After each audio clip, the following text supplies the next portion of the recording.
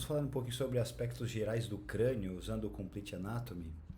Então, a primeira ideia é que o crânio ele é formado por um conjunto de ossos articulados que apresentam um critério de contagem às vezes controverso. Nós podemos encontrar aí a descrição do crânio contendo 22 ossos, e esse critério de contagem ele não inclui os ossículos da audição. Os ossículos da audição estão dentro do osso temporal, então acaba envolvendo, dentro desse critério de contagem, o temporal contendo esses ossículos. De forma isolada, se considerarmos os ossículos da audição de forma isolada, teremos aí 28 ossos nesse crânio.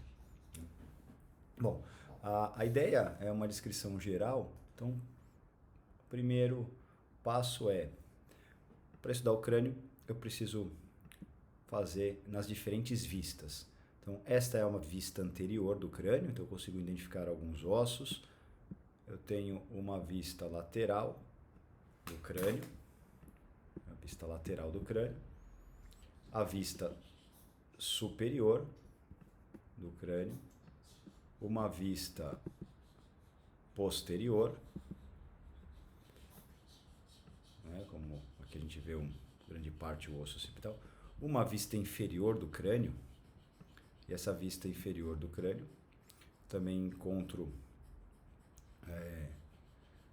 partes ósseas específicas, e depois fazer o estudo do crânio em secções, em cortes, transversais, frontais e sagitais.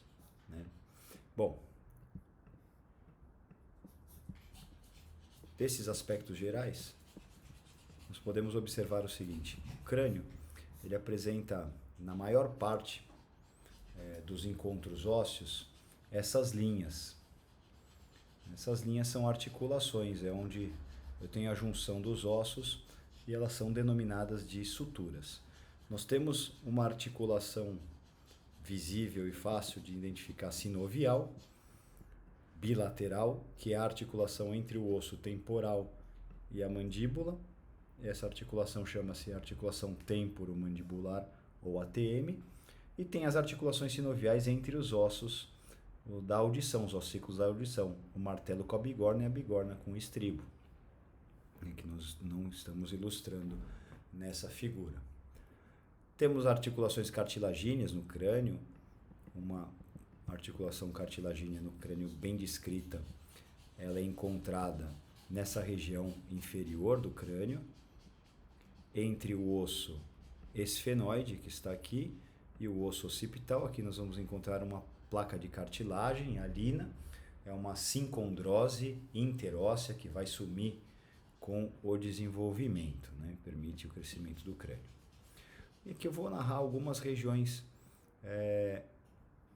do crânio de forma simples, não muito específico, como por exemplo a órbita. A órbita é um conjunto de ossos que acaba protegendo e abrigando o bulbo do olho e os seus anexos, como músculo, glândula lacrimal, vasos sanguíneos e nervos. E essa órbita ela é formada por 7 ossos: o frontal, o etimoide, o lacrimal, a maxila, o zigomático, o esfenoide e aqui o palatino, um pedacinho do palatino. 7 ossos. Nós temos algumas aberturas nessa órbita, justamente para dar passagem a vasos e nervos. Aqui eu posso destacar o canal óptico, a fissura orbitária superior. Os forames etimoidais eles não estão ilustrados. Uma outra fissura chamada fissura orbitária inferior e o canal infraorbital. Essa órbita tem a margem supraorbital e uma margem infraorbital com forames. Forame supra, que pode ser uma incisura também, e o forame infraorbital. Uma outra região interessante é a região da cavidade nasal, Essa cavidade nasal ela é dividida por um septo, que é formado inferiormente por esse osso vomer, que nós conseguimos observar também numa vista inferior. Eu vou virar para vocês observarem como o vomer vem de trás para frente, ó. Aqui o vomer, ele vai compor parte do septo nasal, como visualizamos aqui. E a outra parte do septo nasal, ela é formada pelo osso etimoide. E essa lâmina do etimoide chama-se lâmina perpendicular. O etimoide também promove essas elevações na parede lateral, que são as conchas nasais superior e média, tá?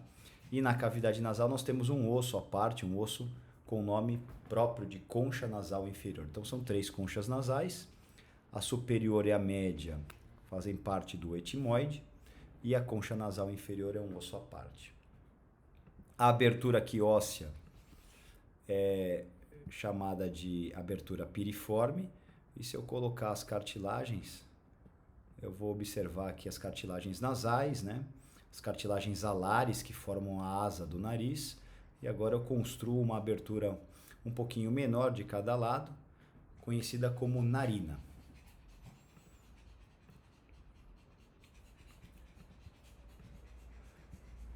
Numa vista inferior, nós podemos identificar a região do céu da boca. Vou remover a mandíbula para ficar mais fácil a identificação. E essa área na parte inferior, ela é chamada de palato ósseo. Quando esse palato ósseo é revestido por mucosa, a nomenclatura vira palato duro. E nós temos um palato mole que não vem ao caso, que é formado por tecido muscular. Mas esse palato ósseo, se eu observar aqui, esse palato ósseo, eu consigo ver uma linha de sutura, que é a sutura palatina mediana. Eu tenho uma outra linha de sutura, que é a sutura palatina transversa. E o que acontece? Esse palato então é formado por 1, 2, 3, 4 ossos, né? Que esses ossos são bilaterais. As 2 maxilas na frente, compondo aí quase que 2/3 desse palato, a maxila, direita e esquerda. E essa área que é chamada de processo palatino da maxila, processo é uma projeção e ela se direciona ao osso palatino, então processo palatino da maxila.